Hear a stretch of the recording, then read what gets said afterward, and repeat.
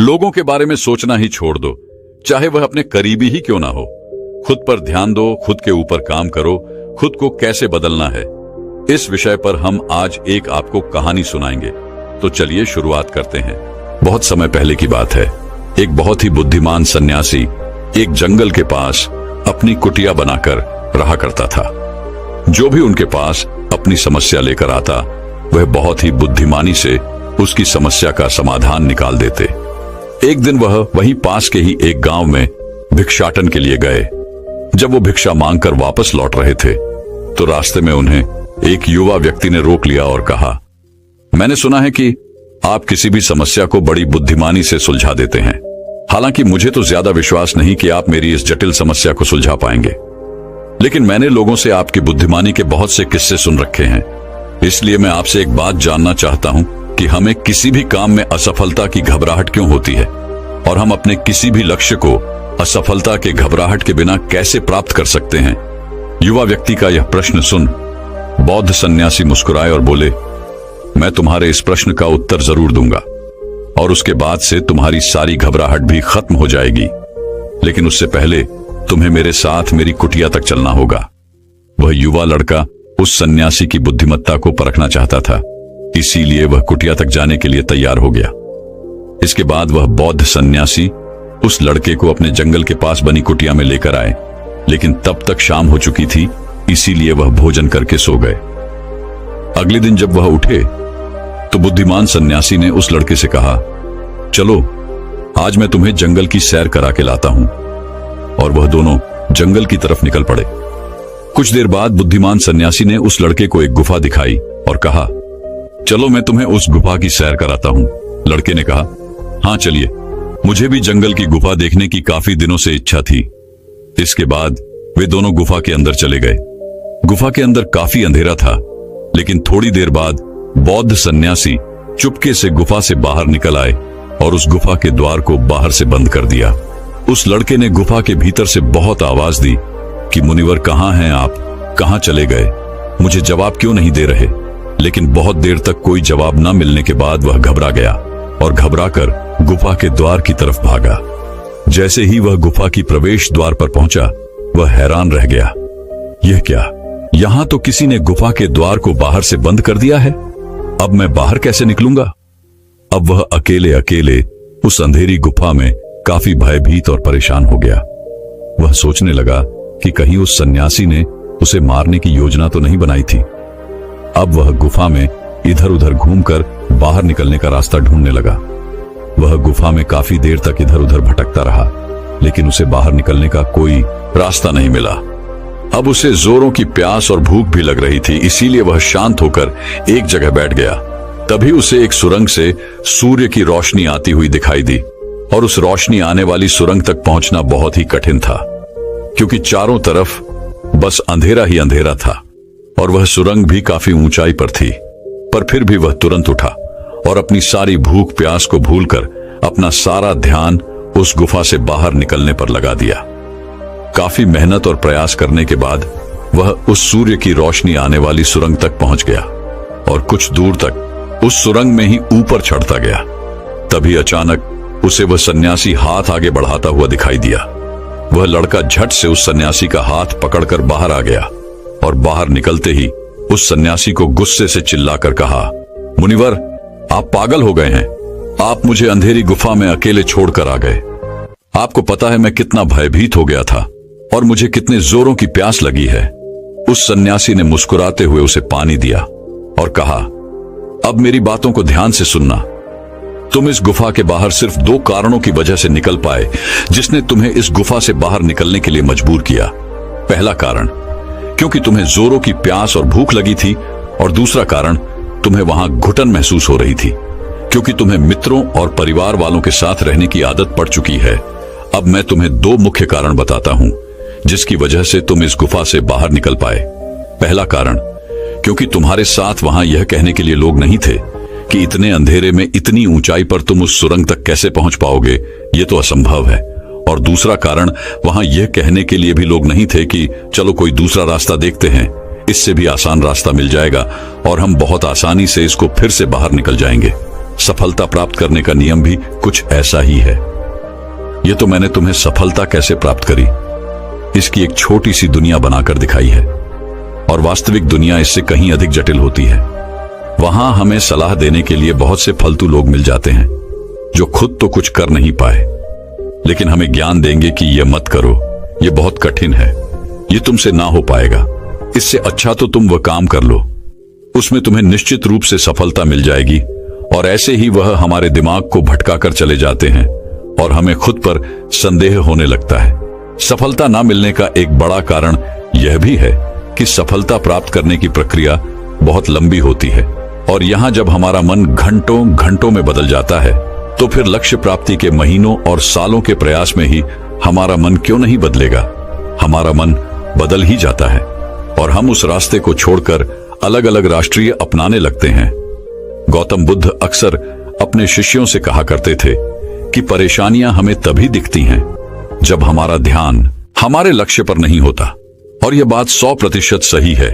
जैसे जब एक तीरंदाज तीर मारने वाला होता है तो वह अपनी एक आंख को बंद कर लेता है और दूसरी आंख से सिर्फ लक्ष्य को देखता है, तब जाकर वह अपने लक्ष्य को भेद पाता है। ठीक इसी प्रकार हमें सफलता का डर तभी लगता है जब हमारा ध्यान अपने लक्ष्य पर न होकर रास्ते पर आने वाली कठिनाइयों पर होता है। तुम इस गुफा से बाहर इसीलिए निकल पाए क्योंकि तुम्हें गुफा के अंदर सुरंग से आने वाली रोशनी के अलावा और कुछ दिखाई नहीं पड़ रहा था। अगर उस गुफा के अंदर प्रकाश होता तो तुम वहां के बड़े बड़े गड्ढों और कीड़े मकोड़ों को देखकर डर जाते और वहीं भटकते रह जाते। इसीलिए अपना सारा ध्यान केवल अपने लक्ष्य पर टिकाए रखो और आसपास क्या हो रहा है, लोग क्या बोल रहे हैं, उस पर ध्यान देना बंद कर दो। तुम्हारे मित्र और रिश्तेदार क्या कर रहे हैं, उन्हें सफलता मिली कि नहीं, ये सब देखना बंद कर दो और केवल खुद के काम पर ध्यान दो। फिर देखना कि जब तुम्हारा समय आएगा तो लोग खड़े होकर तुम्हारे लिए तालियां बजाएंगे। और इतना कहकर वह बुद्धिमान सन्यासी मौन हो गए। उस युवा लड़के ने कहा, मुनिवर, आपने तो आज मेरी आंखें ही खोल दी। आपने कही हर एक बात में ही मुझे बुद्धिमानी नजर आई। आप सच में बहुत बुद्धिमान हैं, इसीलिए सभी आपको बुद्धिमानी का लोहा मानते हैं। मैं आपको वचन देता हूं कि आज से मैं मेरे मन को कभी भी असफलता के डर से नहीं सताऊंगा। मैं अपना पूरा ध्यान सिर्फ अपने काम पर लगाऊंगा और जल्दी ही एक सफल व्यक्ति बनकर दिखाऊंगा। इतना कहकर उस लड़के ने बुद्धिमान सन्यासी का धन्यवाद किया और वापस अपने गांव चला गया। तो दोस्तों, चलिए इसके बाद की इससे भी अच्छी कहानी की शुरुआत करते हैं। पुराने समय की बात है। नगर में रहने वाला सबल नाम का एक लड़का अपनी जिंदगी से बहुत निराश था। उसकी निराशा का कारण यह था कि वह अब तक कुछ भी नहीं कर रहा था। उसके माँ बाप उसे ताने मारते कि तेरे सारे मित्र कुछ ना कुछ कर रहे हैं, लेकिन तू अभी भी घर में ही बैठा हुआ है। मित्रों के बीच भी अक्सर उसका मजाक ही बनता। वह कहीं जाता तो लोग उससे पूछते कि क्या कर रहे हो। उसे यह बताने में बड़ी शर्म आती कि अभी वह कुछ भी नहीं कर रहा। धीरे धीरे उसने रिश्तेदारों के यहां जाना और लोगों से मिलना जुलना कम कर दिया। वह ज्यादातर समय अपने घर में ही बैठा रहता। वह अकेले में रोता, भगवान को कोसता और अपनी किस्मत को दोष देता। अब उसे अपनी जिंदगी बोझ सी लगने लगी थी। कभी कभी वह सोचता कि जब वे कुछ करने के लायक ही नहीं हैं, तो फिर उसके जिंदा रहने का भी क्या फायदा, उसे तो मर जाना चाहिए। एक दिन वह अपने नगर की एक सड़क से गुजर रहा था। तभी उसने देखा कि एक गुरु दुख के ऊपर प्रवचन दे रहे हैं।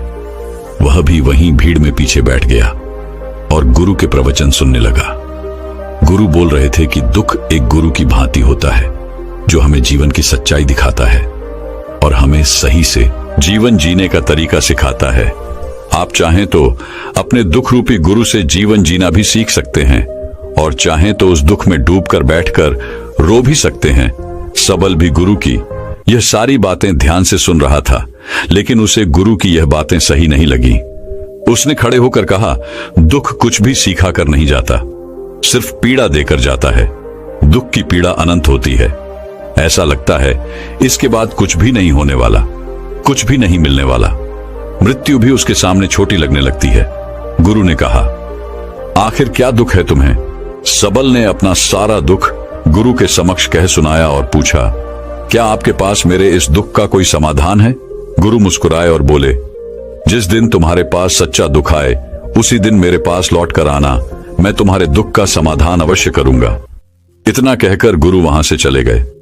सबल ने सोचा, क्या मेरा दुख सच्चा नहीं है? क्या जिस दुख से मैं गुजर रहा हूं वो झूठा है? कोई भी मेरे दुख को नहीं समझ सकता। जब मां बाप नहीं समझ पाई तो गुरु क्या समझेंगे? अपने दुखों से परेशान होकर सबल ने एक निर्णय लिया कि अब वह कुछ करके दिखाएगा। उसने एक छोटा सा व्यापार शुरू किया, लेकिन उसमें उसे सफलता नहीं मिल रही थी। पर उसके घर वाले खुश थे कि वह कुछ तो प्रयास कर रहा है। वह अपने व्यापार में जुटा रहा और उसे धीरे धीरे सफलता भी मिलने लगी। फिर उसने रफ्तार पकड़ ली और सिर्फ 3 साल के अंदर ही वह एक बड़ा व्यापारी बन गया। अब सबल के चारों तरफ ऐसे बहुत से लोग थे जो उसकी चिंता करते थे, उसे पसंद करते थे, उसके काम की प्रशंसा करते थे। अब उसके घर वाले भी उसकी प्रशंसा करते नहीं थकते थे। दिन प्रतिदिन उसके मित्रों की संख्या बढ़ती जा रही थी। अब वह अपनी जिंदगी से बहुत ही खुश था। उसके कुछ मित्रों ने उसे सलाह दी कि जब तुम बड़े व्यापारी बनकर इतने खुश हो तो सोचो कि अगर तुम इस नगर के, इस राज्य के सबसे बड़े व्यापारी बन जाओ तो तुम्हारे पास कितना सुख होगा, कितने लोग तुमसे जुड़ना चाहेंगे, तुम्हारा कितना नाम फैलेगा। स्वयं राजा भी तुमसे मित्रता करना चाहेंगे और जरूरत पड़ने पर तुमसे ही धन उधार लेंगे। मित्रों की यह बात सबल के मन में घर कर गई।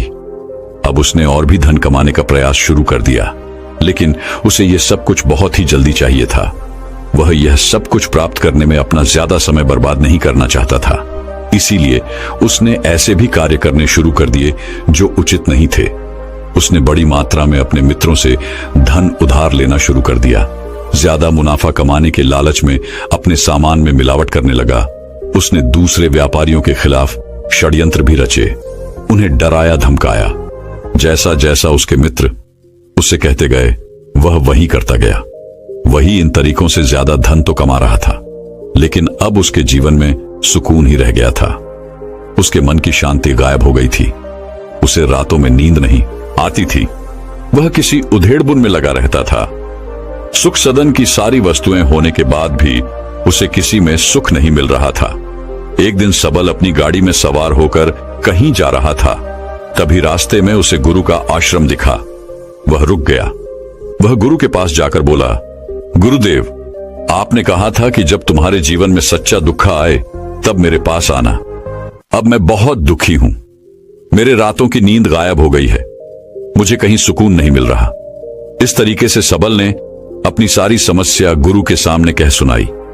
गुरु ने कहा, जब तुम मुझसे पहली बार मिले थे तब भी तुम किसी दुख में थे। तुमने उस दुख से क्या सीखा? सबल ने कहा, मैंने सीखा कि सिर्फ सोचने और चिंता करने से कुछ नहीं होता। अपनी सोच को सच करने के लिए कर्म करना पड़ता है, और सिर्फ कर्म करने से भी कुछ नहीं होता। अपने कर्म को अंतिम पड़ाव तक ले जाना भी आवश्यक होता है। चाहे रास्ते में कितनी ही मुश्किलें आए, मन कितना ही निराश हो, कितना ही लगे कि अब आगे कुछ भी नहीं होने वाला, तब भी यह मानकर चलो कि मैं जो भी कर रहा हूं उसमें सफल अवश्य होऊंगा। लोग सिर्फ सफल व्यक्ति को ही सम्मान देते हैं। फिर चाहे कोई कितना ही अच्छा क्यों ना हो, वह लोगों की नजरों में बोझ ही होता है। यह सब सुन गुरु मुस्कुराए और बोले, यह असली दुख नहीं है। जब तुम्हारे जीवन में असली दुख आए तब मेरे पास आना, मैं उसका समाधान अवश्य करूंगा। सबल ने जाते समय गुरु को सोने के सिक्कों से भरा एक घड़ा भेंट किया। घड़ा देखकर गुरु ने कहा, यह मेरे किसी काम का नहीं, इसे उस पेड़ के नीचे गड्ढा खोदकर दफना दो। सबल ने गुरु के कहे अनुसार घड़े को पेड़ के नीचे दफना दिया और वहां से चला गया।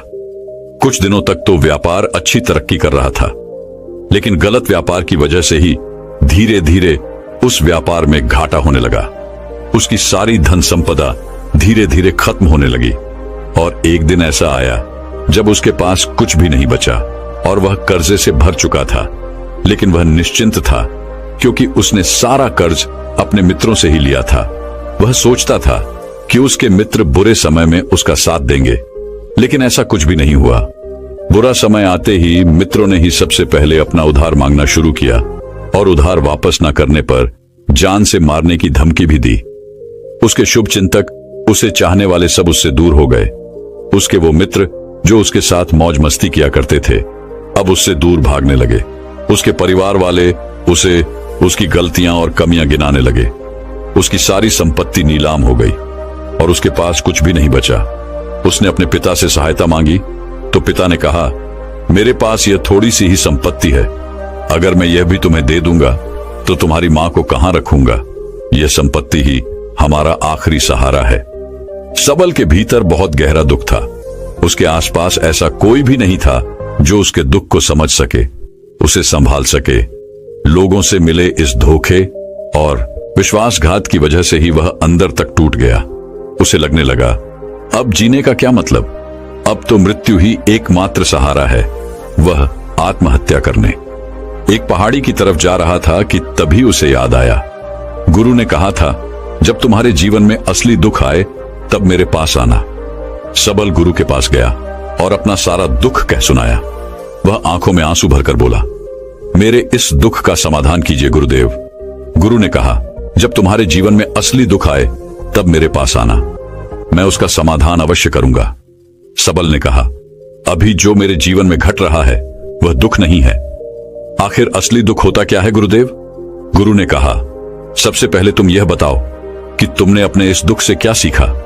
सबल ने कहा, मैंने सीखा कि जो लोग हमारी सफलता, हमारी तरक्की की वजह से हमारे जीवन में आए हैं, वह हमें धोखा अवश्य देंगे, क्योंकि वह बुरे समय में हमारे साथ खड़े नहीं होंगे। वह केवल अच्छे समय में हमारा फायदा उठाएंगे और बुरे समय में छोड़कर चले जाएंगे। भरोसा केवल उन्हीं लोगों पर करना चाहिए जो हमारे बुरे समय में, असफलता के समय में हमारे साथ खड़े रहते हैं। लेकिन ऐसे लोग बहुत ही कम होते हैं, पर जिसके पास होते हैं उन्हें उनकी कद्र करनी चाहिए, उनका अपमान नहीं करना चाहिए। मैंने यह भी सीखा कि कभी किसी के खिलाफ षड्यंत्र नहीं करना चाहिए, ईमानदारी और धैर्य के साथ अपना काम करना चाहिए और कभी लालच नहीं करनी चाहिए। अपना सारा दुख और अनुभव बताने के बाद सबल आंखों में आंसू भरकर गुरु के सामने बैठा रहा। थोड़ी देर बाद गुरु उठे और उस पेड़ के नीचे गड्ढा खोदकर वह घड़ा बाहर निकाला जो सोने के सिक्कों से भरा हुआ था और उस सबल को दे दिया और कहा, जब तुम्हारे जीवन में असली दुख आए तब मेरे पास आना। सबल ने गुरु को धन्यवाद दिया और उन्हें प्रणाम कर वहां से चला गया। उसने उस घड़े से एक छोटा व्यापार शुरू किया और वह एक छोटा व्यापारी बनकर भी खुश था। उसने पूरी लगन और ईमानदारी से व्यापार किया। देखते ही देखते वह अपने नगर का फिर एक बड़ा व्यापारी बन गया। उसका जीवन खुशियों और सुविधाओं से भर गया। लेकिन कोई कितना भी अच्छा हो, कितना भी अच्छा काम करे, दान करे, लोगों की मदद करे, लेकिन जीवन में दुख तो आता ही है। तो सबल के जीवन में भी दुख आया। उसके माता पिता एक ही दिन में मृत्यु को प्राप्त हो गए। सबल अपने माता पिता से बहुत प्रेम करता था, इसलिए उसे उनकी मृत्यु से बहुत गहरा आघात पहुंचा। वह उन दोनों के पार्थिव शरीर को शमशान घाट ले गया, जहां उनकी अंतिम क्रिया की गई। वहां उसने अपने माता पिता के शरीर को जलते हुए देखा तो उसका मन बेचैन हो गया। उसके अंदर बहुत से प्रश्न उठने लगे। वह घर वापस आया तो उसने अपने माता पिता के घर और संपत्ति को देखा, जिसके लिए उसके पिता हमेशा लड़ते रहते थे। आज वो लावारिस पड़ी है। आज उसकी देखरेख करने वाली, उसके लिए लड़ने वाली इस दुनिया से ही चले गए। उसके पिता ने जो भी कमाया था, जो भी बनाया था, वह सब यही रह गया था। एक दिन पहले तक किसी से भी अपनी संपत्ति के लिए लड़ जाने वाले उसके पिता आज खुद इस दुनिया से अलविदा हो गए थे। उसका मन इसी तरह के अनेक विचारों के बवंडर में फंसा हुआ था। उसे अंदर से अकेलापन और डर महसूस हो रहा था। उसे कुछ खालीपन सा महसूस हो रहा था। उसे लग रहा था कुछ तो है जिसे वो समझ नहीं पा रहा। इसीलिए वो गुरु के पास गया। उसे देखते ही गुरु ने कहा, क्या जीवन में कोई दुख है? सबल ने कहा, वैसे तो जीवन में कोई दुख नहीं है गुरुदेव, सब सुख है, सब अच्छा चल रहा है। लेकिन आज मेरे माता पिता की मृत्यु हो गई। इस घटना से मेरा मन बहुत दुखी और बेचैन है। गुरु ने कहा, इसमें दुखी होने वाली कौन सी बात है? एक दिन तो सभी के प्रियजनों को मरना ही है। हमेशा जीवित न तो कोई रहा है और न ही कोई रहेगा। एक दिन तो तुम्हें भी मरना ही है। हो सकता है कल ही मर जाओ या आज भी मर सकते हो। सबल ने कहा, यह आप क्या कह रहे हैं गुरुदेव कि मैं भी मर जाऊंगा? पर मैं तो अभी जवान हूं, गुरु ने कहा। इस भ्रम में तो सभी जी रहे हैं कि मृत्यु दूसरों को आती है, बूढ़ों को आती है, लेकिन बूढ़ों के सामने ही जवान मर जाते हैं, बच्चे मर जाते हैं। मृत्यु का किसी की उम्र से कोई संबंध नहीं, यह तो सबको अपना शिकार बना लेती है। गुरु की यह बातें सबल के मन में घर कर गई और वह चुपचाप वहां से चला गया। लेकिन उसका मन अभी बेचैन था, अब भी अशांत था। वह कुछ खालीपन सा महसूस कर रहा था। वह पूरे दिन अपने बारे में ही सोचता रहता कि वह कौन है, इस दुनिया में क्यों आया है, क्या सिर्फ चीजों का प्रयोग करना और मरना ही जीवन का लक्ष्य है। ऐसे ही बहुत से प्रश्न उसके मन में लगातार उठ रहे थे, लेकिन उसे अपने किसी भी प्रश्न का उत्तर नहीं मिल पा रहा था और उसका दुख दिन प्रतिदिन बढ़ता जा रहा था। इसीलिए कुछ दिनों बाद वह फिर गुरु के पास पहुंचा और बोला, गुरुदेव, मैं बहुत दुखी हूं, क्योंकि मैं यह नहीं जान पा रहा कि मैं कौन हूं और इस दुनिया में क्यों आया हूं। यह सुन गुरु मुस्कुराए और बोले, आज पहली बार तुम्हारे जीवन में सच्चा दुख पैदा हुआ है। वास्तव में यही है जो दुख कहलाने के लायक है, कि हमें पता नहीं कि हम कौन हैं, क्यों आए हैं, क्या करना है, कैसे करना है। सबल ने कहा, गुरुदेव, मेरे इस दुख का समाधान कीजिए। गुरु ने कहा, हम सभी इंसान जीवन भर क्या इकट्ठा करते रहते हैं? सबल ने कहा, हम सभी इंसान जीवन भर धन, संपत्ति, मान सम्मान, परिवार, मित्र, पद प्रतिष्ठा इत्यादि इकट्ठा करते रहते हैं। गुरु ने कहा, क्या इन इकट्ठा की हुई सभी चीजों में से एक भी चीज हम अपने साथ ले जा सकते हैं? सबल ने कहा, नहीं गुरुदेव, इनमें से कुछ भी साथ नहीं जाता। मेरे माता पिता के साथ भी कुछ नहीं गया, सब तो यही छूट गया, घर, परिवार, संपत्ति, सब कुछ। गुरु ने कहा, अब मेरी बातों को ध्यान से सुनना। इस दुनिया में हमें जो इकट्ठा करना चाहिए वो तो हम कभी इकट्ठा करते ही नहीं। चीजें हमारे सामने ही होती हैं, लेकिन हम उन्हें देखने का प्रयास ही नहीं करते। इस दुनिया में हमें जिस चीज को इकट्ठा करना है वह हम खुद हैं। हमें खुद को ही इकट्ठा करना है, ताकि जब मृत्यु हो तो हम एक हो सके और स्वयं को पहचान सके हम भीतर से बटे हुए हैं। प्रेम में, नफरत में, क्रोध में, जलन में, क्रूरता में, धन में, संपत्ति में, पद में, प्रतिष्ठा में, मान में, पहचान में, धर्म में, जाति में, ऐसे ही सैकड़ों हजारों चीजों और वासनाओं में हम बटे हुए हैं। हम टुकड़ों में जीवन जी रहे हैं। इस बंटवारे की वजह से हमारी चेतना कभी एक नहीं हो पाती। हमारी चेतना शक्ति बिखर गई है, इसलिए हमारे पास इतना भी समय नहीं है, इतनी भी ऊर्जा नहीं है कि हम मुड़कर एक बार अपने भीतर देख सकें। वास्तव में जिस धन की कमी, सुविधाओं की कमी, मान सम्मान की कमी को लोग दुख समझते हैं और जीवन भर उसे दुख दुख बोलकर रोते रहते हैं और उनका समाधान खोजने का प्रयास करते रहते हैं, उन्हें उसका समाधान कभी मिलेगा ही नहीं, क्योंकि जिन्हें लोग दुख कहते हैं वो असली दुख है ही नहीं। वो तो सिर्फ इंसान की चाहत है, उसकी इच्छा है, जिसकी पूर्ति कभी नहीं की जा सकती। इसीलिए यहां व्यक्ति को ऐसे दुखों का कभी समाधान मिला ही नहीं। इसीलिए इन सब के ऊपर अगर अपने दुखों का परम समाधान चाहिए तो सबसे पहले अपने आप को इकट्ठा करो, अपनी ऊर्जा को इस संसार से वापस खींचो और एकत्रित करो। अपने ऊपर ध्यान दो, खुद पर ध्यान लगाओ। मृत्यु से पहले ही अपने आप को पहचान लो, ऐसे ही बिखरे हुए मत चलो। सबल ने कहा, तो क्या गुरुदेव, हमें यह संसार छोड़ देना चाहिए? अपनी सभी इच्छाओं को मार देना चाहिए? किसी से प्रेम नहीं करना चाहिए? धन संपत्ति नहीं इकट्ठा करनी चाहिए? मान सम्मान की आशा छोड़ देनी चाहिए? गुरु ने कहा, एक बिखरे हुए मनुष्य के अंदर से कामनाएं, इच्छाएं और वासनाएं ऐसे ही निकलती हैं जैसे पहाड़ से कोई पत्थर गिर रहा हो, जिस पर पहाड़ का कोई नियंत्रण नहीं है, सिवाय देखने, परेशान होने और कुछ होने के। इसी प्रकार एक बिखरे हुए मनुष्य की इच्छाएं अनियंत्रित और दुखदायी होती है। उसका अनियंत्रित मन कुछ भी इच्छाएं और कल्पनाएं करता रहता है और दुखी होता रहता है। लेकिन जब व्यक्ति एकत्रित हो जाता है तो वह जो भी करता है सब उसके नियंत्रण में रहता है। तब इच्छाएं भी उसकी इच्छा से निकलती हैं। सबल ने कहा, गुरुदेव, आपने मेरे सच्चे दुख का समाधान कर दिया।